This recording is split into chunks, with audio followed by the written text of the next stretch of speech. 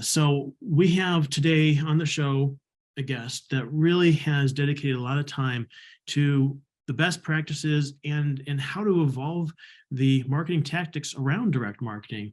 And let me introduce Bruce here for a moment. So Bruce McMeekin is the CEO and founder of BKM Marketing. He holds an AB from Harvard College and an MBA from the Kellogg School at Northwestern University. Bruce, welcome to the show. Very glad to be here. Thanks for having me on.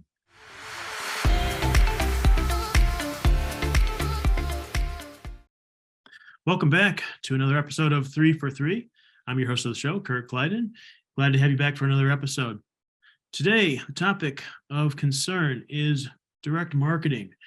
Direct marketing has a storied history, and you can trace this going back many decades. And what we look at here is just how it has evolved, how it's changed over the years. You know, it's a tool, it's a tactic of marketers that has for a while it was maybe the only way or the prominent way to get the word out, and now it has really changed. And we look at how we integrate it, we look at what we're trying to accomplish with it. And that's all marketing tactics. We all try to figure out what's going to be the best way to get in front of the right audience. So Bruce McMeekin is the CEO and founder of BKM Marketing, a strategic marketing agency, and Bank Merger Marketing, a specialty practice dedicated to M&A communications. Bruce is a highly regarded direct marketer, serves annually as a judge for the ANA International Echo Awards and other awards programs. And he also frequently speaks at trade events. His firm develops data-driven campaigns to help banks, home services, and other marketers deepen customer relationships and capture new opportunities. Virtually all the programs his firm executes use direct mail and digital channels to drive successful outcomes. Bruce is passionate about sustainable marketing. In 2021, BKM Marketing became one of the first agencies to become a 100% carbon neutral marketing services firm. We're going to talk about that a little bit more in detail today, and I'm really interested to hear some of the aspects about some of that decisions and the process as well.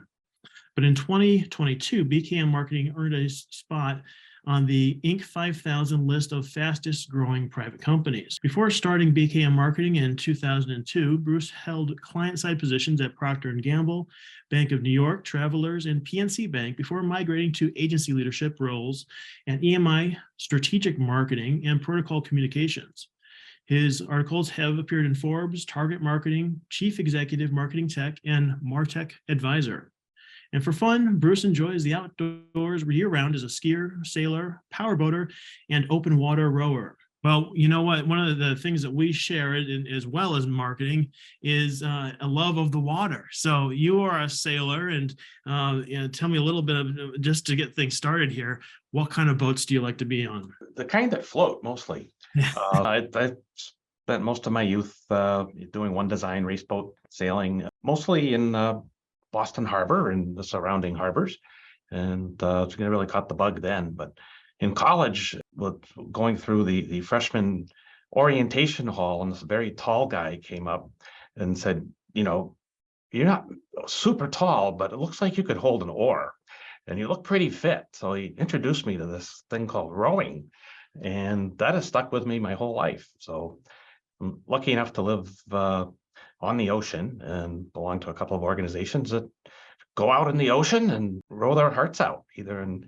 singles or four-man ocean-going boats. That some of them are the kind that you might picture, life-saving journeys going out back in the 1800s, these old wooden things. But most of them are sliding seat. The best thing is it's really a team sport, and there's a beginning and an end, and you can only look in the mirror at the end to say, gosh, we did our best and we had a blast.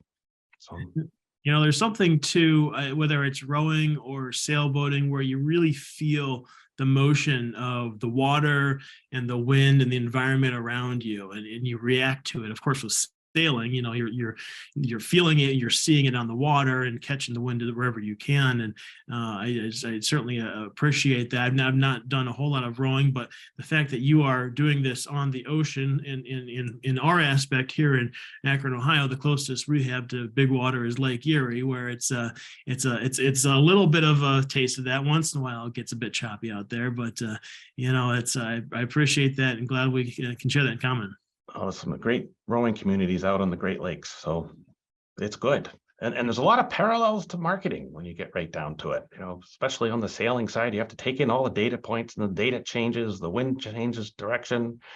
You've got a crew that needs to know what to pull and when to pull it.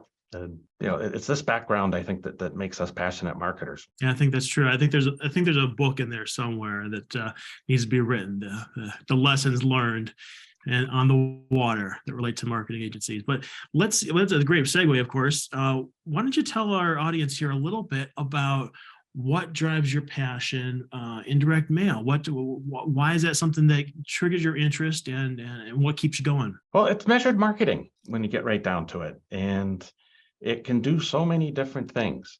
But if you look at what we're trying to do as marketers, we're basically trying to satisfy needs for, if you're an agency, you're trying to satisfy needs for your clients, and how to best target a message, who's going to be most responsive.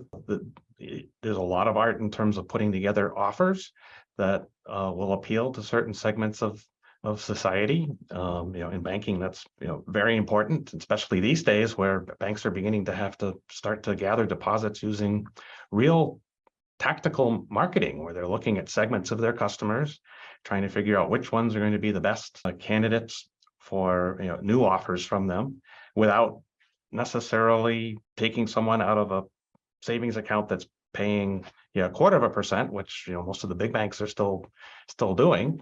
And the last thing they want to do is say, well, you should be getting 4%, because they can't afford to do that. So the science of direct marketing in general really tries to solve some of these somewhat complicated problems. And over the years, direct mail's been a big driver of that. And just talking about direct in general, and marketers in general, we've done a really good job of finding things that work and overusing them. And this goes back 50 years, and direct mail actually fell into that bucket. It was so powerful, all of a sudden people began to complain about how much stuff was in their mailbox. And then telemarketing came along, and we started being afraid to answer our telephone. And actually that's been exacerbated now by these robocallers. No one answers their telephone. It's unless you're in the contacts, and thank God we have good contact directories, it's very unlikely someone will answer the phone anymore. Email. Think about email. How many emails have you gotten since we started talking? How many did you even ask for? It's a lot of email. You go online, you've got all sorts of great rabbit holes that jump up based on interests that algorithms think you have. And yes, I get a lot of boating related advertisements online, which I actually do like, but I get a lot of stuff I don't like. And it's very cluttered in that sense. Direct mail has still kind of stood the test of time, though, as we go through here, because it's physical. And actually, just last 2 weeks ago, there was a great survey that was released. There's a company, I think a lot of folks in the marketing space are familiar with, Compromedia, and they partnered with a company that's been a real pioneer in terms of automating direct mail.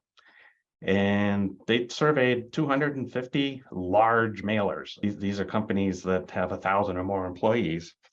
And the CMOs there said that 74% of these CMOs believe the best ROI of any channel used is direct mail. That's a pretty powerful statement, and that's actually up from 67% in 2021. So direct mail does a lot of things that other media really can't do as well. For one thing, it can sit on your desk. Right.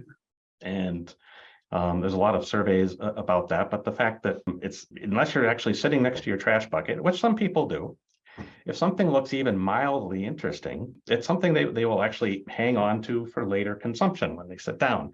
That's not necessarily happening a lot in other channels anymore. So some of the response rates that you can see out there now are showing that direct mail is outperforming electronic channels. But when you put electronic channels together with direct, then you've got a true home run, which we'll talk a little bit more about, I imagine. Yeah. Well, and what is your thought here? Like, so what I want to start here with here is, what is the state of direct mail marketing right now? And because it depends on who you talk to. You know, it's some people will tell you one thing and other people will tell you another thing, and then some people have maybe uneducated opinions about direct mail marketing. You're someone that looks at it from a variety of different perspectives, depending on the client that you're working with. Mhm. And you've also been working in the field, specifically in this type of a characteristic for many years. Where does it stand here as we begin this year? Well, I've probably never been more optimistic about direct mail than I have in the 30 plus years I've been doing it.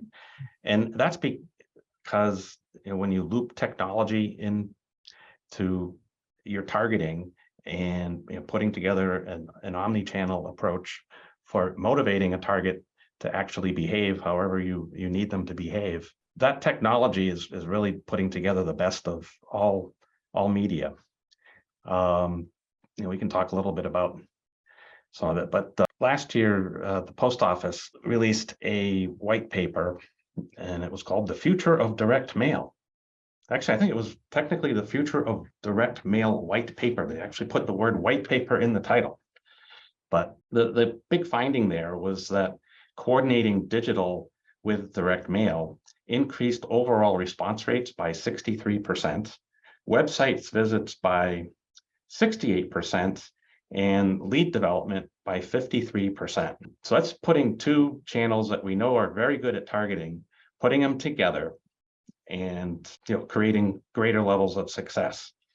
So essentially what that means is the state of the art now is really adding direct mail to your tech stack.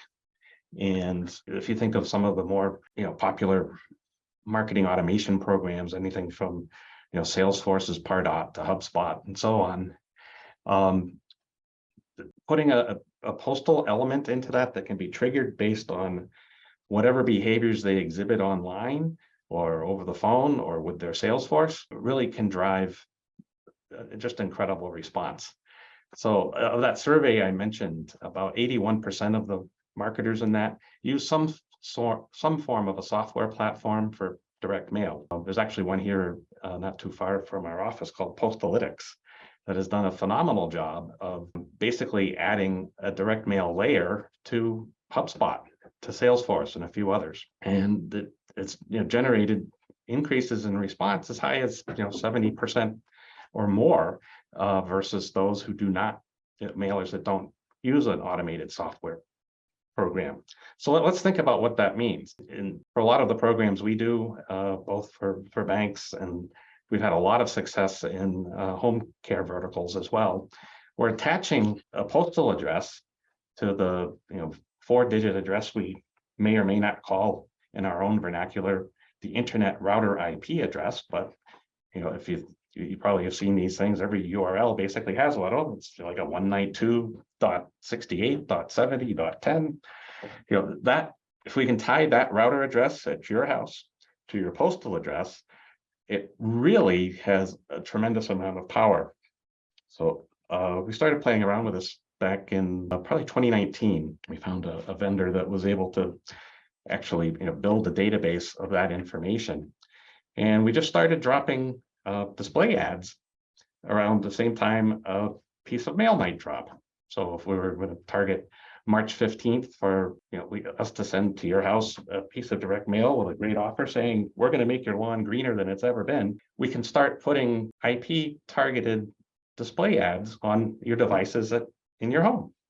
So this would show up on your computer, show up on your handheld, your tablet, and it starts planting the seed. And then a couple of days into it, the direct mail hits, and you say, wow, this actually looked like an interesting offer. May not have paid much attention to it online yet, but this is a piece of mail. And we'll send some follow-up along the way. And we've seen, depending on the strength of the offer, we had one mailer last year improve his response rate versus a control panel that just got mail only by 88%. I mean, that was an extreme. The case study would, absolutely use, in telling folks how well this works.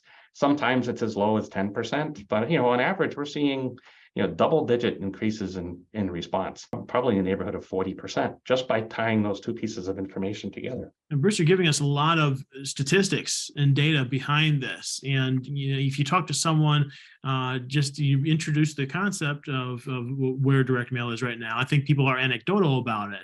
They talk about how much they open the mail. They talk about generational trends and so on, which is, I think, a really interesting aspect right now, and how that's shifting, particularly for some of the younger ages. But would you say that the key to direct mail success right now is uniquely tied to making that, having a digital tie-in with that as well? Do the two have to go hand in hand? Oh, that is what we strongly recommend for each of our clients to do. Now, it's easier said than done. Especially some of our larger clients where they may have, a lot of different silos of information, tying those two data sets together can be tough. And then attribution, that is, if you have any media companies in your audience or folks that spend a lot of time doing digital media, we're all raising our hand saying, whoa, it was, the social media that drove most of it. No. It was absolutely the SEO. We had all this organic search. Well, the organic search, right? Because it came from the direct mail, because they remembered the name of your company and they started searching. How do you measure all this stuff? So we do have to arm ourselves with statistics. And you said, why am I passionate about this somewhat niche industry in the marketing sphere? It's because it's a puzzle. We just got out of a pandemic. We did a heck of a lot of puzzles. This is another puzzle. So it makes it fun. So do you have to put the two together? No, it's not realistic to say you have to do that. If you can, absolutely. Well, let's talk about the accessibility of that, because I think folks are hearing this. Okay, well, I want to see if this is worthwhile to my marketing strategy this year. And what does that take? Is that something that can be done in maybe a couple of months' time? There's a decent amount of coordination that has to happen here, right? Mm-hmm. And you've had that kind of question. How do you answer that? What's the accessibility level? That's a really good question. This is a reverse engineering moment. I mean, we just talked about puzzles. What's the first thing you do with a puzzle? You do the borders. Actually, before that, you find the corner pieces. And it's the same idea. What's the definition of success? How are we going to get you to this point? So, often the definition of success is I need to increase my sales by 20% this year. And so you have to take a look at, okay, what are the components of those sales? Who's making these types of decisions? How long is the sales cycle? What can you expect to get done in 2 months? So I hate answering questions with, well, it depends, but this is certainly one of those instances where it depends. But how do you get started? This is data marketing, plain and simple. This is not, branding. We're not trying to, create necessarily a broad field that's going to cover everything. We're going after specific opportunities that you can measure that will make a difference to your business over a period of time. If you're a commercial contractor trying to get municipal developments, that's a 10-year prospect, and it requires a lot of things, but direct mail can have a role in that. If you're trying to get a new credit card customer, and you know that they have good credit quality, you know that, gosh, boating's coming up again, so let's just say it's going to be a boater's credit card, the West Marine Advantage card, whatever it happens to be. You're going to drill down and you're going to put together an offer that is going to come up with that level of success that the client needs. So did I not answer your question real well? No, I'm going to use your analogy of a puzzle here. So let's say almost everyone has something that they're doing right now. So maybe they have a social media strategy and they have an email that's a strategy that's working for them right now. And so that's their starting point. Maybe that's their corners of the puzzle. Exactly. So now is that if that's what you're currently working with, let's say last year that's what you did, and now you're thinking about what you're doing this year, can you start with those pieces to then connect it and bring in direct mail marketing if Yeah. that's something that's going to be effective? Well, this is where your data platform comes in, and each corner becomes a piece of your data platform, and the puzzle pieces in the middle, are the individual data points. And gosh, this analogy just came out. I'm going to start using this one again. If you have a complicated puzzle, or you've got a building or two, and maybe some horses and a couple of trees, each of those become your individual strategy, and you piece those together. And direct mail plays a big role in how you might weave those together. Another way you might use direct mail is for retargeting.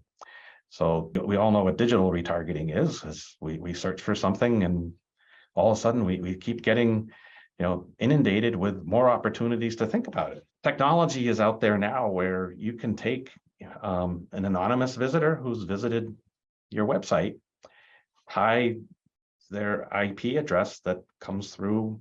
If you plant a certain type of pixel on your landing pages, that'll match to a postal address, and you can literally within 5 days have a piece of mail in their hands. A lot of automotive companies are doing this now. We haven't done this ourselves, but we don't work with automotive companies. But you can be looking at a new snazzy electric vehicle of some kind, and shortly thereafter you'll be getting a postcard potentially with an offer to come in with a test and take a test drive. Yeah. And that's all using the type of data that is available right now, but putting it in a more comfortable format for some people to think about. And that's a long-term definition of a long-term decision.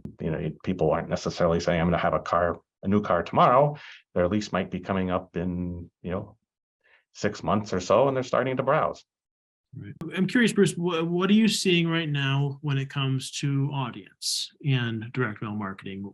Is it being, are you get the question asked, is this something I should consider for my strategy? At some point, you're going to be finding out who the organization is trying to target, whether that is a demographic, range. Sometimes it could be where they live. Are there factors along those lines that make it more or less realistic that someone may be able to reach their goals by introducing direct mail into their strategy? I'm going to start this off with it depends, but Right. and it's not direct mail fills a void that search can't really fill, and that is that there's certain types of products that people may not know they need. Insurance happens to be one of them, and then the old insurance joke is insurance is not bought, it is sold, especially life insurance. But if you think about, we just talked about automotive, search plays a role in that, but there's also desire, and something that where a more proactive message that's targeted will be more effective. Nonprofit mail, that is certainly an area that it's certainly probably number 3 or number 4 industry overall that uses direct mail. And that's because, yes, people like to give money, but they need to be reminded. And if you've supported something in the past, you're going to be in a certain cadence of direct mail and emails as well, depending on how well integrated the nonprofit's tech stack is. You'll be reminded using techniques that make people feel good. And how many mailing labels have you gotten now? Have you ever actually had to buy mailing labels? That's become a very effective tool in the nonprofit sector. It's just saying, oh, inside, here's your free gift. Return mail labels. Yeah. Stick one on this envelope here, along with your check.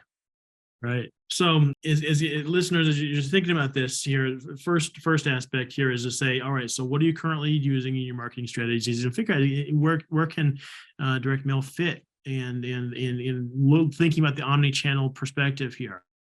How can you make that work within what you have here?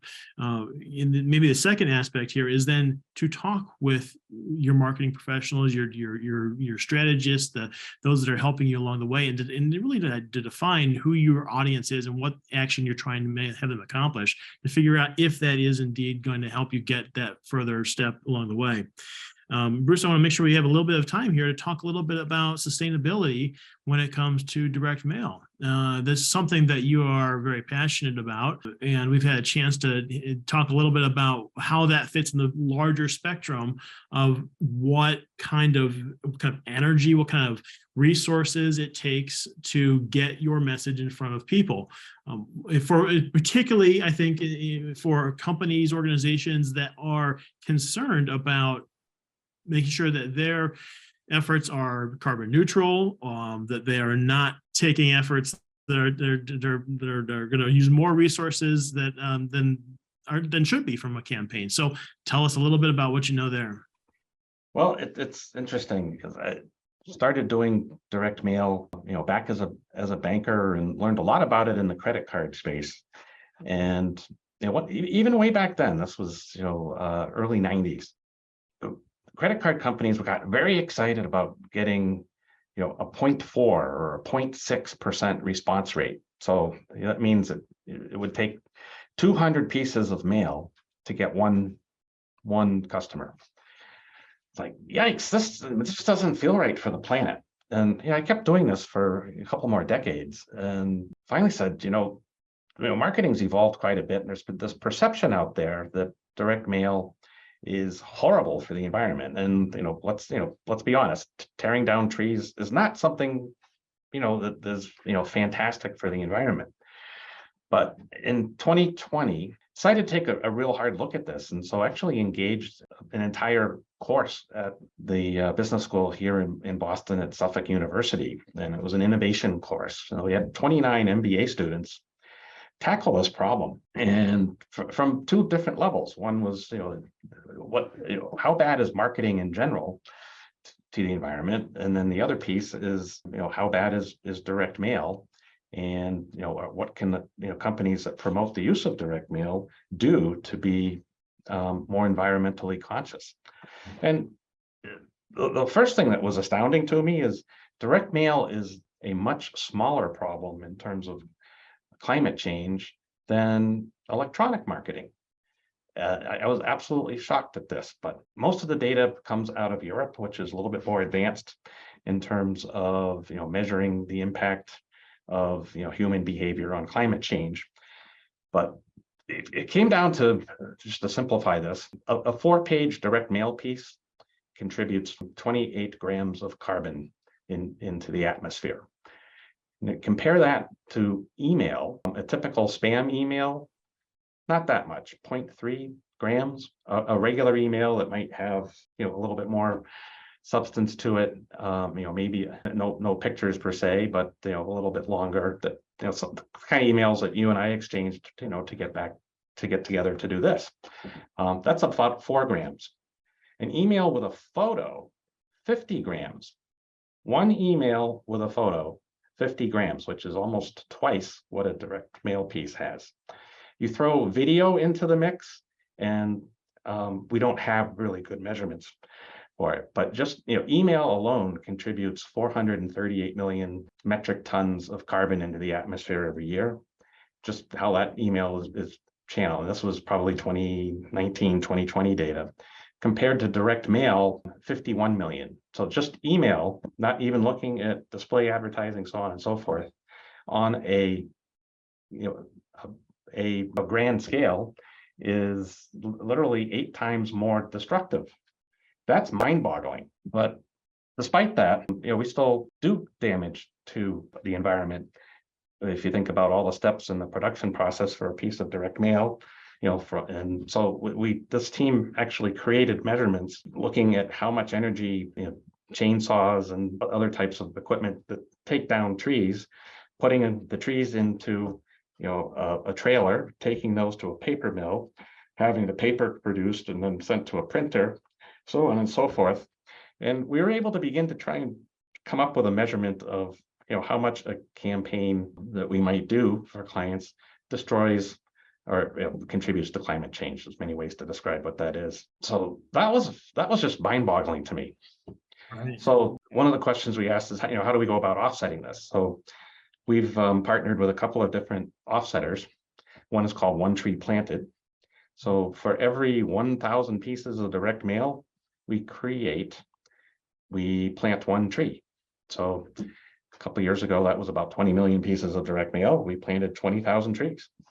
Last year, our mail volume was down, and we actually do try to sell less direct mail because it's more about targeting. So the fewer pieces of mail we send, and now we're putting in the electronic mix as well, the better it off is for everybody. It costs less, and we destroy less environmental resources, but it's all about replacing it. And on the electronic side, we work with a carbon offset company called TerraPass. And so we measure anytime one of us has to hop on a plane to go to a meeting or something, that gets a checkbox, and we add more offsets to that. So it became a decision. It's just about doing the right thing. After all these years of being in the industry, it's nice to give back. But we are trying to build a community through a URL called netzeronow.marketing, and that's really much in its infancy at this point. But it affects not just direct mailers, it affects everyone that is in the business of trying to persuade people to do something on behalf of clients or on behalf of their shareholders, or however you want to look at it. And the offsetting is the easy way to go about it. The really smart way to go about it is to use more earth-friendly techniques in production for direct mail. We found that most of our clients aren't willing to pay the surcharge to use 30% recycled content in their paper, and it's hard to justify. It's become very expensive because of a hangover from the pandemic. Supplies in the paper business moved away from creating paper and more to creating cartons, boxes, and that's changed the dynamics quite a bit. But we have a couple of clients that are very responsible about that. But everything at a minimum for us is a 10% post-consumer waste, and we offset absolutely everything. And we have not changed our prices a penny to do that. It's just the right thing to do. That's really great. And this is a story that I in the years I've had in this business, I have not heard anyone dedicate as much knowledge and research into what their actions have on the environment. And I suppose, all right, so if you're listening to this right now and you're thinking to yourself, okay, what does this mean to me? If it's simply altruistic, if it's simply doing the right thing, like Bruce just mentioned, well, then you got an easy choice right there. And I want to ask the question of how folks go about measuring their efforts, if they can take the statistics you just gave and keep that conscious. Now, the other aspect of it, before I get to that question, is if it's not something maybe that you necessarily care about, if that's not just a priority for you, then it may be for your audience. And you can use this kind of a technique to say, we're being a environmentally conscious organization, company, by using these techniques. This is something that is, I think it's press worthy, something that you should hang your hat on. It's part of your brand and how you establish it. But either way you look at it, Bruce, is there ways that people can measure their actions in a way that they can make offsetting part of their regular marketing campaigns? There are several ways. If you look, just Google, how can I offset the environmental impact of my business? You'll get a lot of calculators that are up there that some are catered to specific types of businesses. If you think about a gas station, or it's different for every business. So we did not find a universal calculator that would work. In our instance, we knew paper came from trees, so one tree planted became an obvious choice for a big portion of our offset. And TerraPass had a much better calculator available for our needs to take into account our travel. We are an agency that has an office, and people come to it a couple of times a day. When we first did this, we were assuming they would come every day, but the model's flexible enough to take into account their commute. One person lived real close and wanted to ride her bike more often, so it's flexible enough to do that. But that was really the small potato. It was really trying to figure out how can we do carbon accounting so that we have a good idea of what it takes to even out the equation. Yeah, I read a great article in, I think it was Harvard Business Review, and it talked about the break-even time of carbon on an electric car. And the conclusion was we all need to buy used electric cars, not new ones, because the amount of carbon it takes to build a vehicle, and there's extra factors you have to take into account for lithium batteries. It's 28,000 miles before the electricity saved offsets the carbon that was used. Interesting. So it's the same thing. Instead of talking about return on investment, let's talk about return on carbon used as we think about our marketing moving forward. Yeah, great advice. That's a bigger subject than we have time for, and there's no definitive answer yet. It's really complicated when you start looking at it. If nothing else, folks listening out there that got attracted to the topic of direct marketing now have a little bit of perspective on what that means in the greater picture. So I hope that you got something out of that, and at least can check that off your box, and as you're thinking about your strategies and campaigns. Well, Bruce, as we wrap up here today, we always end with 3 quiz questions. Are you ready to take a shot at these? Sure. All right. That's the spirit. That's why people have listened all this time. We have to do this. This is a really great right. differentiator for your excellent podcast. All right. So we as marketers always think about how much they spend per acquisition, per sale. What does it all come down to? The statistic that we found out on the research we did was how much does an advertiser spend on average per person on direct mail?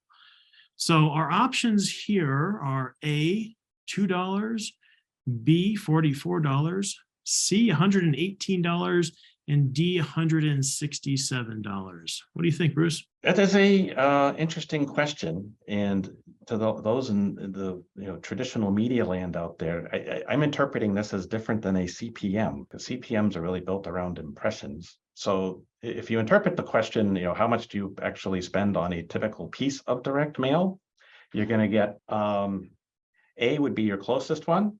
We for most of our pieces of direct mail, we try to get them including postage, somewhere between 50 and 90 cents a piece. So I think what this survey, because the number choices look a little interesting, I imagine 118 is the right answer. C. And let me give you a little perspective, because I think what it's taking into effect here is everything that one might get to an individual. So this is multiple mailings from a certain credit card. So we're talking all together here. Okay. So to capture a customer, I would say C, $118. Well, I tell you what we found was actually the last one, 160 or 167. $167 spent on average. And of course that it changes all the time, based on postage costs and what someone's doing. So yeah, not too far off there. But so the math we like to look at is how much is a new customer worth to you, and and we use something. Remember something called lifetime value of a customer. Yeah. Yes. So that's a key equation, and oftentimes we'll find that lifetime value to be around $2,000 in financial services in particular, and it's all over the map. But how much are you willing to spend to get that? Yeah, right. And then of course affects what you're selling as well. Make sure that matches up with what the value is, what the sale is. Mm-hmm. Question number 2 here. What was the average direct mail response rate last year? Average direct mail response rate last year. Our options for this one: A, 0.8%, B, 2.1%, C, 4.9%, or D, 12.1%. Well, the best resource out there for that question we get every single day is probably the ANA statistical fact book, and that would be around 4.9%. Yep, exactly right on 4.9. And I think take that in comparison to what you were saying earlier in the show here. Some of those rates that you used to expect to get earlier on. Things are moving in a different direction, aren't they? Yeah. One of the things that can be deceptive about that rate is it's assuming a lot of your mailing is going to your house list. In other words, past customers. Think catalog. Think folks that are repeat customers. There's a great disparity between the performance of a house list, past customers versus a prospect list. Mhm. That's not in that statistic, but Yeah. that's a good one. And you compare that to what folks are seeing on a digital response rate as well, which is in almost all cases a lot lower from everything that we see. Well, I don't know. If you send me an email, you get 100% response rate from me. I appreciate that, Bruce. Thank you. Yes. Okay. All right, my third question here is what percent? Now, let me tee this off a little bit here, because I think there's some really interesting statistics of what I've heard from younger generations being interested, more and more interested in receiving pieces of mail. Mm-hmm. Talked to a few of our vendors and folks that really work in that industry, and this to the point where we're seeing lots of growth in younger generations here. I think that they've missed out on some of the direct mail that you and I have grown up with, in some of the tactics that have been used throughout the years. So there is certainly growth, I believe, here within younger generations. But the question today is, what percent of millennials said that they now trust print advertisements more than digital ads? What percent of millennials trust print advertisements more than digital ads? Is it A, 39%, B, 62%, C, 82%, or D, 97%? 90. I mean, can you imagine if we could be so good as to get someone to trust something 97% of the time? That's just phenomenal. I have to throw that one out. I wish we were that good, though. I'm going to go actually with your first one, probably 39%, trusting print ads more than digital. But a lot of the trends we've been seeing, exactly what you just said, that number is increasing. As they're getting a little bit older, and they're not trusting social media quite as much, because a lot of them have had tough experiences with falsehoods, or what they perceive to be falsehoods that are out there. So that's what feels right to me, but that's my guess. 39%. 39%. Well, maybe you're pleasantly surprised, because this was statistics that came from the U.S. Post Office. It's actually 82%. It is growing. That percentage is changing fairly drastically. So 82%. That's awesome. Yeah. So I think even though you were incorrect on that one, there's something good to take away from it. What do you think? I'm just as the father of. Well, she's a Gen Z. I mean, where's the line between Gen Z and millennial? It seems to be blurry to me, but right. Sample size of one is never a good idea. Yeah, right. Well, thank you, Bruce, for playing along on the show here today and being just a great guest. And I think our audience got a lot out of this. Well, let me end this by asking, for those that want to connect with you, what's the best way for people to do that? Well, if you go to our main company, BKM Marketing, there's lots of ways to connect with us on that site. So it's bkmmarketing.com. That's probably the best way, but you can find me on LinkedIn, sometimes too often. And that's another great way. But what I'm at a point in my career where I really enjoy helping people, more so than trying to convert everyone into a client. So we're open for all sorts of different inquiries. It's a pursuit of trying to make people better marketers, but also in the last few years, more sustainable marketers. So if you have any questions about that, more than happy to help in any way. Well, thank you. I'm sure our audience is appreciative of that as well. And I know that everyone has got a different situation out there that they're working through, and may have specific questions. And I know that Bruce will be happy to take those as you may have them. But thank you for being on the show today. It's been a good experience here. Same here, Kurt. You are a terrific host. Thank you. Thank you. And may the winds be blowing in your direction whenever you've got a sail behind you. Broad reaches are the best for me. And thank you, audience, for tuning in for another episode. I hope you enjoyed it, got something out of it, and continue to use this information to get yourself in the right direction and obtain your goals. Until next time.